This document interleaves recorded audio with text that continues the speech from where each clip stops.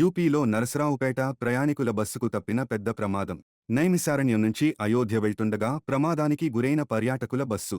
బస్సులో ఉన్న నరసరావుపేటకు చెందిన సుమారు 50 మంది ప్రయాణికులు సురక్షితం. ప్రయాణికులందరికీ స్వల్ప గాయాలు. ప్రాణాపాయం తప్పడంతో ఊపిరి పీల్చుకున్న బాధితులు. లక్నో, అయోధ్య మీదుగా నేపాల్ వెళ్లాల్సి ఉండగా మార్గమధ్యంలో ప్రమాదం.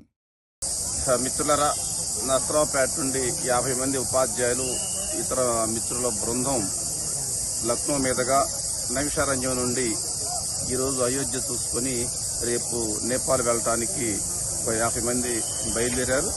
20 సాయంత్రం నరసరావుపేట నుండి హైదరాబాద్ వచ్చి హైదరాబాద్ నుండి లక్నో ఫ్లైట్లో వచ్చారు.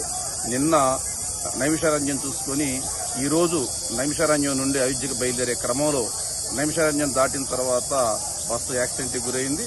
అయితే ప్రయాణికులందరూ స్వల్ప గాయాల మినహా సురక్షితంగానే ఉన్నారు. కాబట్టి నరసరావుపేటలో ఉన్నటువంటి మిత్రులు ఎవరైనా సరే వాళ్ళ బంధువులు ఉంటే ఆందోళన చెందవలసిన అవసరం లేదని చెప్పి